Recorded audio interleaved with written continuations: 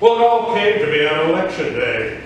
It was a warm California afternoon, and I had ridden down into the Valley of the Moon from the ranch to the little village to vote yes and no on a host of proposed amendments to the Constitution of the state of California.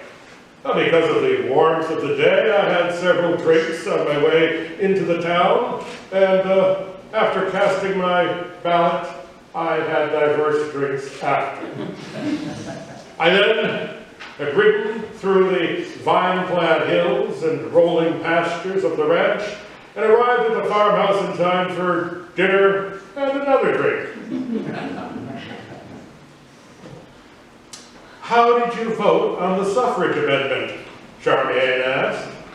Well, I voted for it. She uttered an exclamation of surprise, for being known that in my younger days, despite my ardent democracy, I had been opposed to women's suffrage.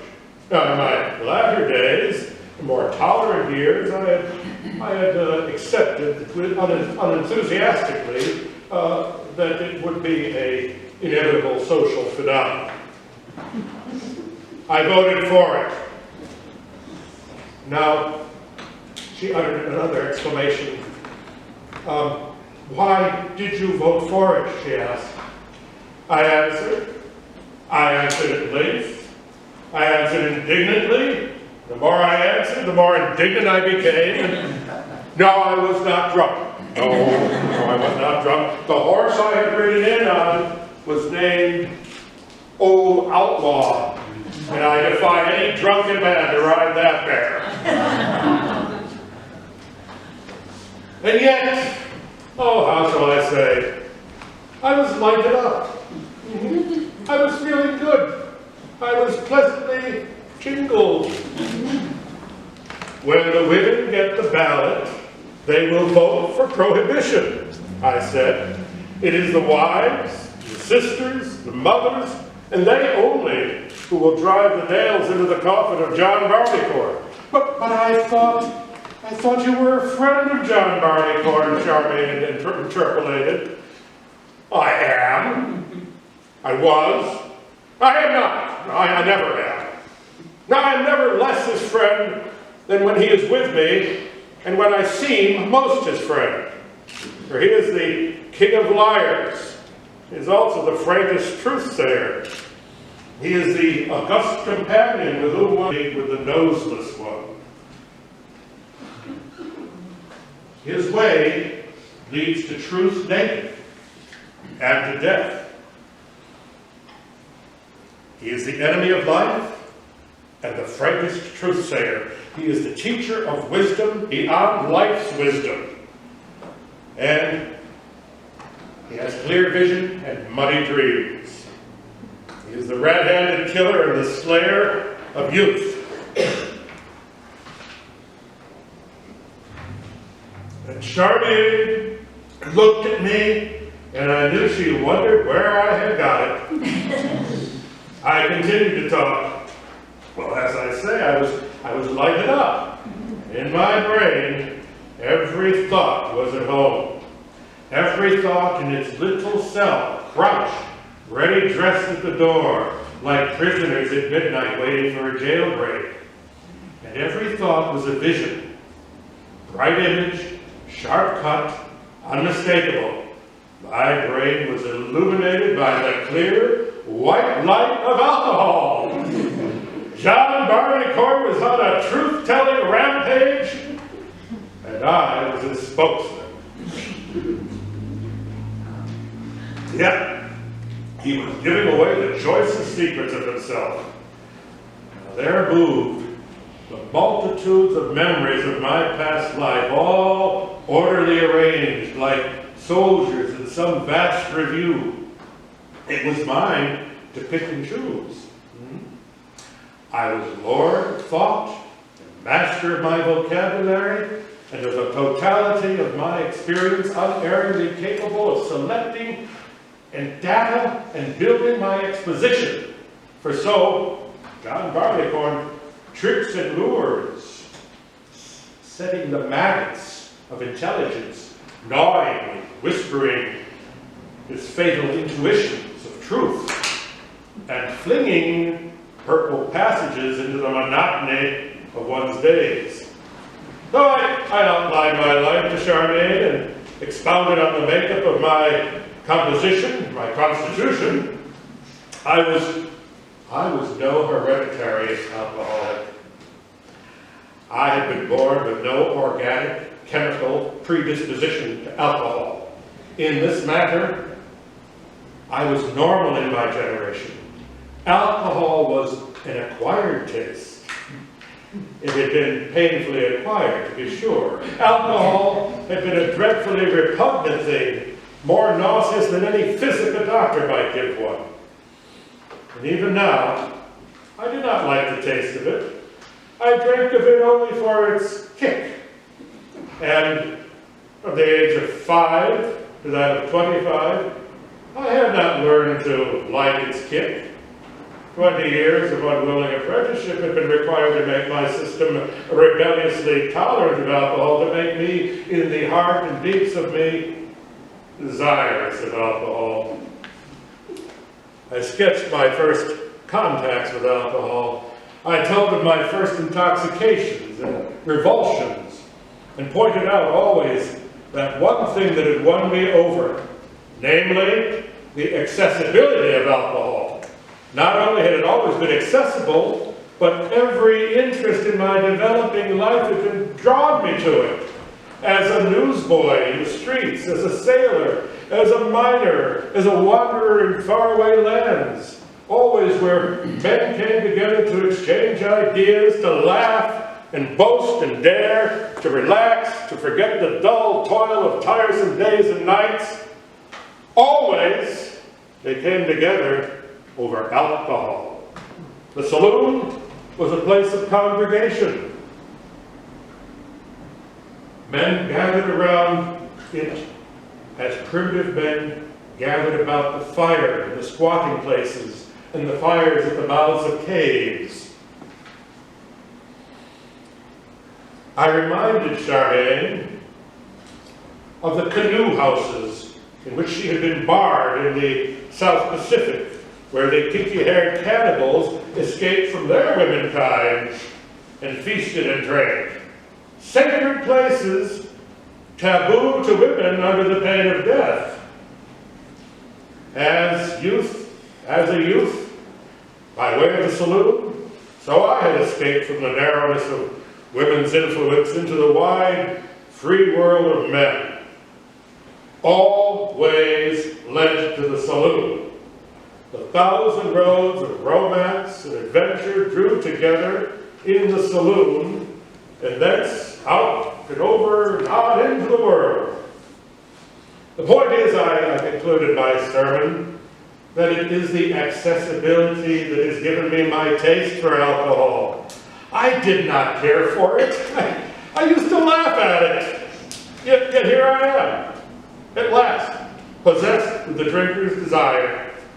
It took 20 years to implant that desire, and for 10 years that desire has grown, and the effect of that, satisfying that desire, has been anything but good.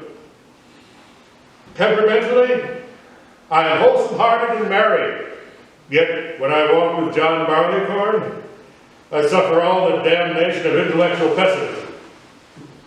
But I hasten to add, and I always hasten to add, John Barleycorn must have his due.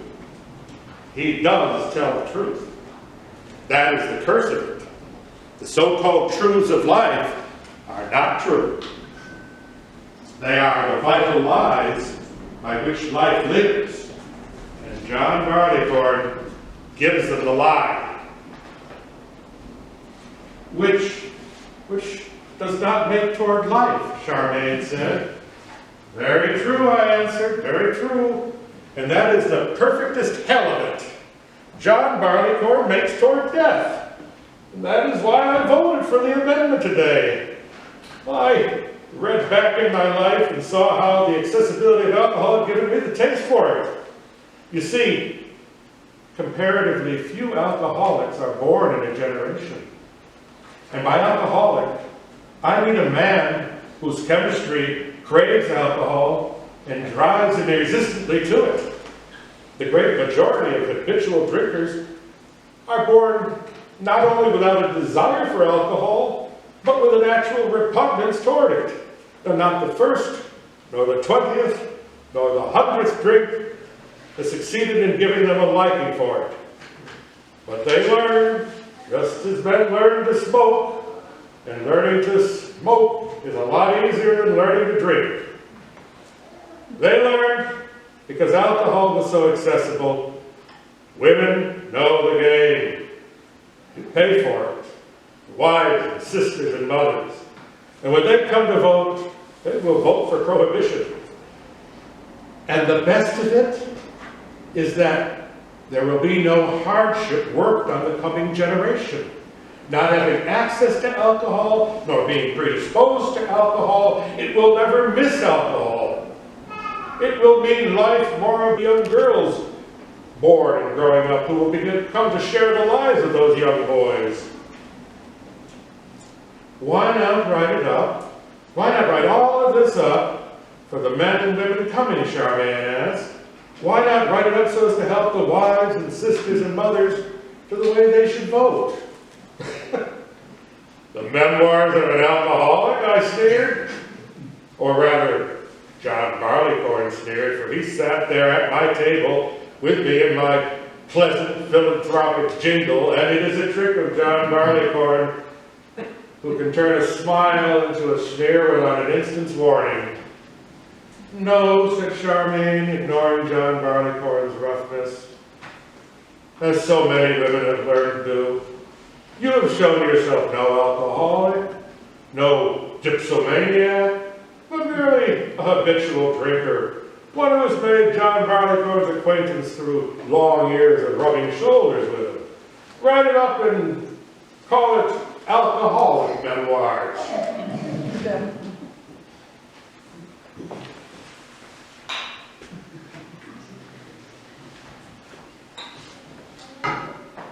Now, the foregoing is a sample roaming through white logic through the dust of my soul. To the best of my power, I have striven to give you a glimpse of a man's secret dwelling when it is shared with John Barleycorn. And you must remember that this mood which you have endured for the past quarter of an hour is but one mood of a myriad of moods of John Barleycorn. And the procession of such moods may well last the clock through many a day, a week, a month. My alcoholic reminiscences soon draw to a close. I can say, as any strong chesty drinker can say, that all that leaves me alive today on this planet is my unmerited luck. The luck of chest, shoulders, and constitution. I dare not say that a large percentage of youths in the formative ages of 15 to 17 could have survived the stress of heavy drinking that I survived during the ages of 15 to 17, that not a large percentage of men could have punished the alcohol that I have punished in my manhood years and lived to tell the tale. I survived through no personal virtue, but because I did not have the chemistry of a dipsomaniac, and because I possessed an organism that is unusually resistant to the ravages of John Barleycorn. And surviving, I have watched others die, not so lucky, down that long, sad road. It was my unmitigated and absolute good fortune, good luck, chance, call it what you may, that brought me through the fires of John Barleycorn. My life, my career, my joy in living has not been destroyed. They've been scorched, it is true. Like survivors, however, of forlorn hopes, they have, by unmistakably, unthinkably miraculous ways, come through the fight to marvel at the tally of the slain. And like the survivor of the old Red War, who cries out, "No more war! Let there be no more war!" So I cry out, "Let there be no more poison fighting by our youths." The way to stop war is to stop it. The way to stop drinking is to stop it. You know, the way China stopped the general use of opium was by stopping its cultivation and its importation.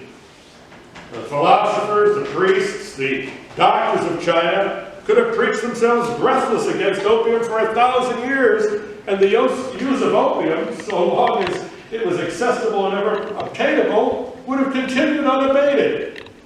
We are so made, it is all. Now we have, with great success, made a practice of not leaving arsenic and strychnine and typhoid and tuberculosis germs lying about for our children to be destroyed by. Treat John Barleycorn the same way. Stop him.